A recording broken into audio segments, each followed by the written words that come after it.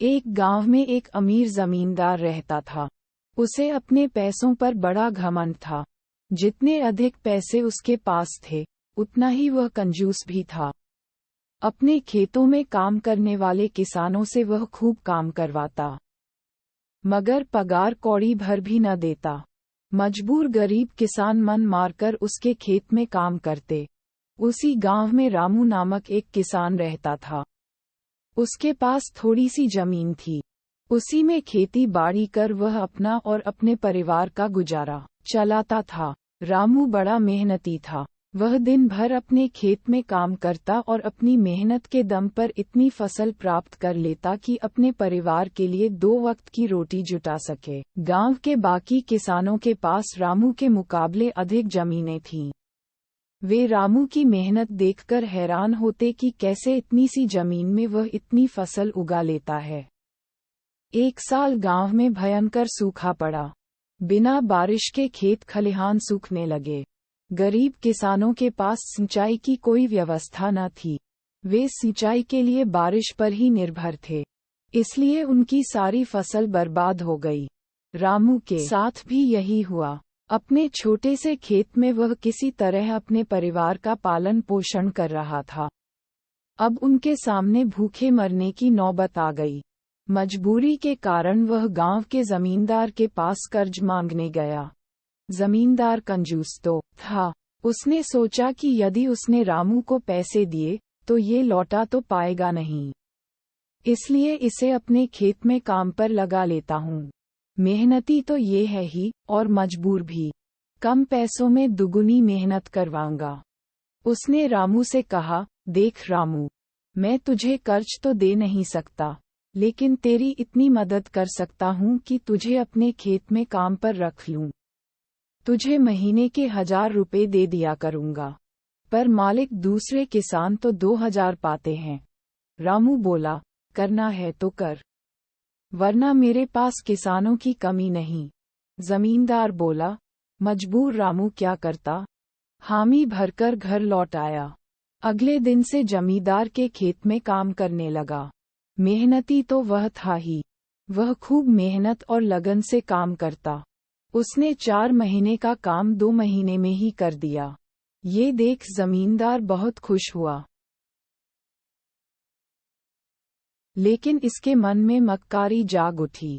उसने सोचा कि 4 महीने का काम तो इसने 2 ही महीने में कर दिया, क्यों न इसे निकाल दूं।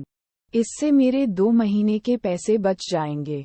उसने रामू को बुलाया और उसके 2 महीने के पैसे देकर कहा, रामू ये ले तेरे पैसे, कल से मत आना, अब मुझे तेरी जरूरत नहीं। ये सुनकर रामू परेशान हो गया। बड़ी मुश्किल से उसका घर चल रहा था। अब अपने परिवार का भरण पोषण कैसे करेगा। वह जमींदार के सामने गिड़गिड़ाने लगा कि उसे काम से न निकाले, लेकिन जमींदार ने उसकी एक न सुनी और उसे काम से निकाल दिया। रामू आंखों में आंसू लेकर घर लौटा। चिंता से रात भर उसे नींद नहीं आई। सुबह उठकर उसने फैसला किया कि वह फिर से जमींदार के पास जाएगा और उससे विनती करेगा कि उसे वापस काम पर रख ले। वह जमींदार के घर के सामने जाकर बैठ गया। सुबह उठकर जाट जमींदार अपने घर से बाहर निकला तो रामू को घर के सामने बैठा हुआ देखा। उसने रामू से पूछा, क्या हुआ रामू, क्यों आया है?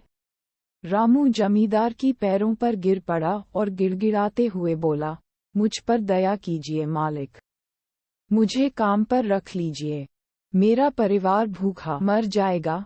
जमींदार ने उसकी एक न सुनी और उसे धक्के मार के वहां से निकाल दिया। रामू उस समय तो वहां से चला गया, लेकिन अगली सुबह फिर सेठ के घर के सामने जाकर बैठ गया। जमींदार ने उसे फिर बुरा भला कहकर भगा दिया। अब से रोज यही क्रम चलने लगा। रामू रोज जमींदार के घर के सामने जाकर बैठ जाता और जमींदार उसे भगा देता। पूरे गांव में इस बात की चर्चा होने लगी। सब जमींदार को भला बुरा कहने लगे। तंग आकर जमींदार ने सोचा कि क्यों ना कुछ दिन परिवार सहित दूसरे गांव चला जाऊं। मुझे घर पर ना देखकर रामू यहाँ आना बंद कर देगा। अगले दिन वह परिवार सहित दूसरे गांव अपने रिश्तेदार के घर चला गया। 10-15 दिन रिश्तेदार के घर रहने के बाद जब वह अपने घर लौटा तो रामू को अपने घर के सामने बैठा नहीं पाया। वह मन ही मन खुश हुआ कि चलो उससे पीछा छूटा, लेकिन वह चकित भी हुआ कि आखिर रामू ने आना बंद क्यों कर दिया।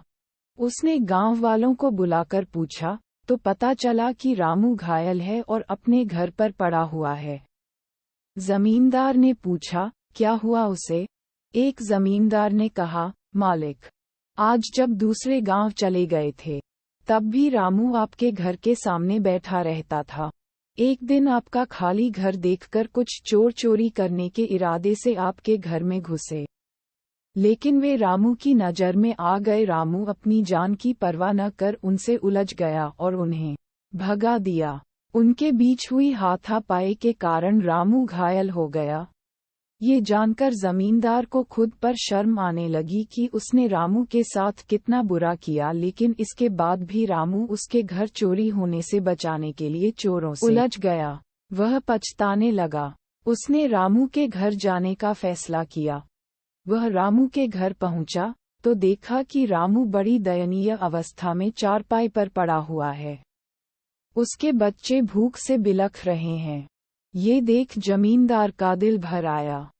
उसने रामू से अपने किए की माफी मांगी, उसका इलाज करवाया और ठीक होने के बाद अच्छी पगार के साथ उसे फिर से काम पर रख लिया।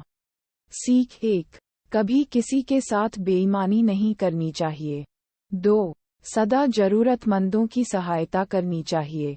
3, अपना काम ईमानदारी से करना चाहिए। आशा है आपको कहानी पसंद आई होगी। धन्यवाद।